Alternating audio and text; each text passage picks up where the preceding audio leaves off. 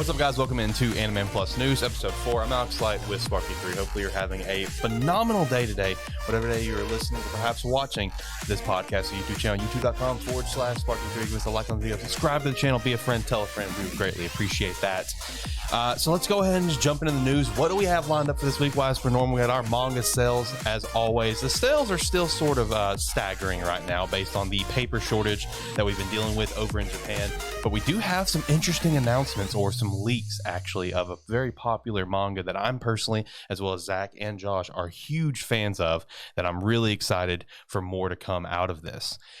So first and foremost, though, My Hero Academia World Heroes Mission is out right now in theaters. If you have not seen it yet, make sure to grab your tickets, go see it, and let us know in the comments below if you've seen it and what's your thoughts. I've seen some mixed reactions. I've seen one side of it's complete just visual candy. It looks phenomenal, as I would expect that it would, but I've seen a lot of people say that this movie was not worth My Villain Academia getting shafted. Hopefully me and Zach and Josh will get to watch this movie sometime here in the near future and review it on AniMan Plus. Now, we did have a big leak, like I mentioned, for an anime that is set to premiere next year, and this is a really exciting one. Spy Family is set to premiere in 2022. There was the domain that was registered, I believe, last year for Spy Family. We've known this is going to get an anime for a very long time now, but this kind of further puts it in perspective that, hey, it's happening very soon, and we're all very excited for it. The original rumors and leaks that we had over like a year ago of what to expect out of this is that it's basically going to have a lot of filler canon.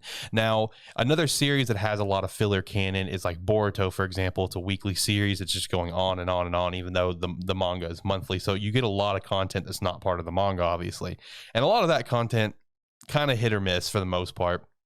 For Spy Family, I feel like most of this content, if not all of it, is going to be a hit because of the nature of the show. I feel like the nature of this series, that sort of filler content of just like their everyday lives, just family bonding or whatever it's going to be, the stupid comedic aspects of this series, I feel like it's going to really let the anime thrive depending on what they want to do with it. If it's just going to be like a 12 episode season 1 or whatever, which that's probably what I'd bank on.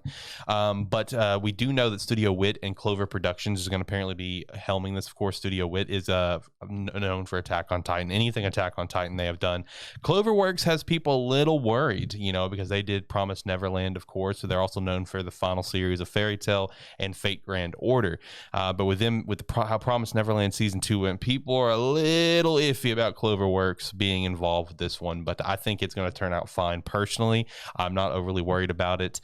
It just depends on the approach. That's where it's going to be kind of concerning, is how are they going to approach this series. Seven Deadly Sins, 4 Downs the Apocalypse apparently has an important announcement lined up for the upcoming weekly Shonen magazine issue number 50 on November 10th.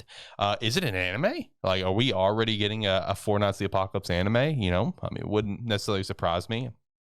With how popular the manga volumes have been doing in sales, but I feel like it's maybe a little too soon. But if they, you know, plan it for sometime next year, then I think it'll be fine. Just build up some more chapters and just have your, you know, your set season 1. But I mean, we're still not very far into the manga right now. I mean, I think 30 something chapters. So I don't know, it just feels kind of early if that's what it's going to be. So kind of curious what this important announcement is going to be. Stay tuned. We'll follow back up on that later.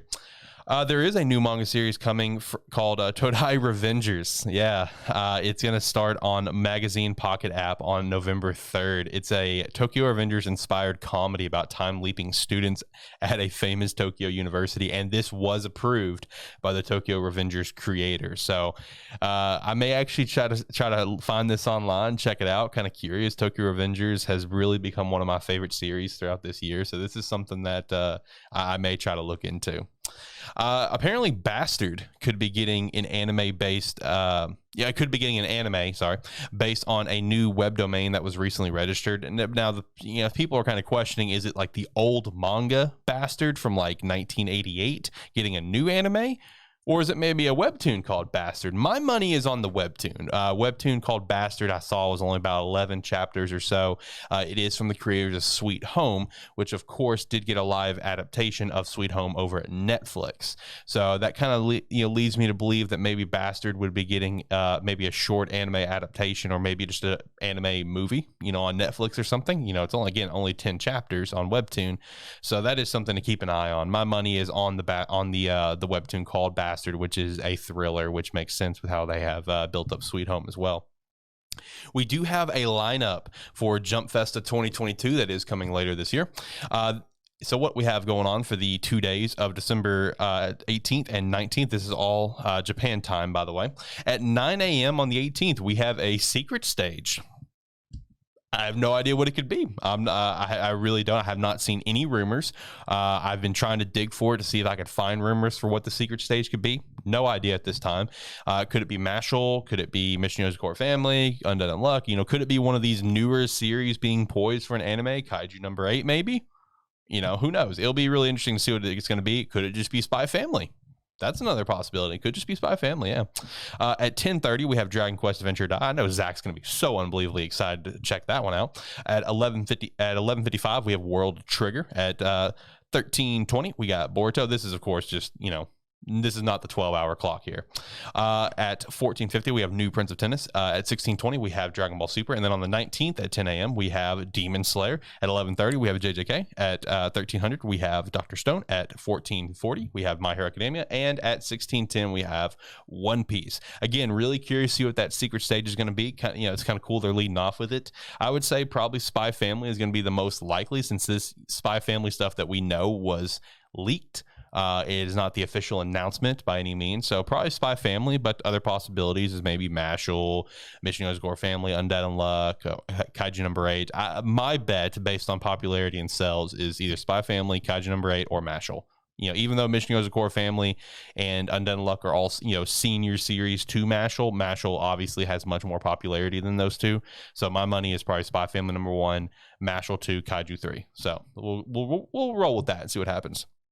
Talking about a couple other weekly Shonen Jump series, Elusive Samurai and Blue Box came in 4th and 5th for the best-selling Volume 1s in Japan's 2021 third quarter. Shout out to that. Elusive Samurai also has 500K copies in circulation. It's on the rise, man. And it's wild because this series had such a slow start for me and the boys. But it had a slow start that has really picked up once it kind of built its world, built its characters, you know, for who our group of protagonists are going to be, and it's really taken off. It's become a very good series, even though like all three of us, none of us cared for it for like the first 10 chapters. I didn't think it was great at all, but it has just gotten better, and it's proving here with sales. It's a big hit over in Japan. This, of course, being from the creator of Assassination Classroom. The art style is definitely there where you can tell it's from that creator. So I mean, it's a fun read. Definitely recommend checking out, as well as Blue Box. Blue Box is a very entertaining read. It's going to essentially be Shonen Jump's romance manga moving forward, and it's a fun read. Definitely check it out. Let's jump into Manga Sales. So like I said, man, you can definitely tell the paper shortage is still affecting these. I mean, JJK only sold another 100K in a week, which you get, don't get me wrong, 100K, realistically, it's just like, okay, I mean, 100K is not terrible. I mean, it kind of is in what we see from manga, but I mean, it only sold 100K in this week. You know, My Hero didn't get a big jump either. So this is the third week for the weekly Shonen Jump series. JJK Volume 17 is at 1.4 million now. My Hero Academia Volume 32 is at 585K. Black Clover Volume 30 is 150K. Mashal Volume 8 is 127K. Blue Box Volume 2 is 96K. Ayakashi Triangle Volume 6, 57K. Undead Unluck Volume 8, 40K. Mission Core Family, 39K. And Roboco 5, Mago-chan 6, a Hard-Boiled Cop and a Dolphin Volume 5, Candy Flurry Volume 2, and Ball Parade Volume 3. All of those not ranked. What do we have to look forward to for Weekly Shonen Jump? We'll just quickly little recap here. For November, we have Dr. Stone Volume 23. Suck One a Day is Volume 4, Elusive Samurai Volume 3, Witch Watch Volume 4, High School Fan Volume 4, Red Hood Volume 1, which is probably very well dead based on what they're doing in the manga right now, Niru Volume 1, and then in December we have One Piece Volume 101, Undead Unluck Volume 9, Mashal Volume 9, ITLC Volume 4, Candy Flurry Volume 3, and then we did get announced for what's coming in the January bunch, JJK Volume 18, which that one will be releasing on Christmas Day, so get a few extra days to get some sales numbers. So I expect some big sales numbers out of that one for the month of January. But then coming out on the normal January 4th is Black Clover Volume 31, Dr. Stone Volume 24, Mission Core Family Volume 11, Ayakashi Triangle Volume 7, Magi-chan Volume 10, Me and Roboco Volume 6, Sakuma Days Volume 5, Elusive Samurai Volume 4, Blue Box Volume 3, Red Hood Volume 2, Niru Volume 2, and the Newbie P6 Volume 1. Looking forward to seeing how those sales are going to do. Jumping over to Weekly Shonen Magazine volumes, this is the second week. We have Blue Lock Volume 16, 101K. Fire Force Volume 31, 86K. Rent a Girlfriend Volume 23, 76K. Girlfriend Volume 8, 46K. When Will Aoyama Make His Move Volume 9, 29K. The Story of the Lady That Wants to Feed the High School Boy Volume 11, 13K. And Love Lock of Majestic War Volume 2, 7K. Not doing too well for that Volume 2 there. And what is the top 5 in Japan right now? This is dated for October 24th. Coming at number 1, Detective Conan Volume 100. Coming at number 2, JJK Volume 17. Number 3, Detective Conan Zero Every Day Volume 5. And number 4, The Apothecary of the Pharmacy, Cat's Gomaya, Mystery Solving Notebook Volume 12, which also shout out to just these long names for series over in Japan that we may not hear of, because I came across another one where a light novel series is getting a manga adaptation. I saw the cover, got shared, whatever. The name of this series that I'm referring to is My Girlfriend Cheated on Me with a Senior, so I'm cheating on her with his girlfriend. Just the names that they come up with for these series crack me up. They really do.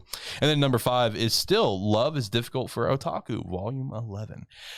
Well, that is it for this week's edition of AniMan Plus News. Hopefully you learned something today. Hopefully you took away something positive. Leave a like on the video. We'd appreciate that. Or react however way you can across the many platforms that we are on. Make sure to check out the normal episodes of AniMan Plus, where we talk about all the latest anime and manga that we are watching and reading. Series like Platinum In, Talk Op Destiny, 86, Yashahime, Dragon Quest, One Piece, and what else are we watching right now? We're watching something else. Sakugan. Yes, that's entertaining. I enjoy that. And then like the 30-something series that we read across Weekly Shonen Jump, Weekly Shonen Magazine, Jump Plus, and Webtoon. With that said, guys, hopefully you have a phenomenal day. Until next time, see ya.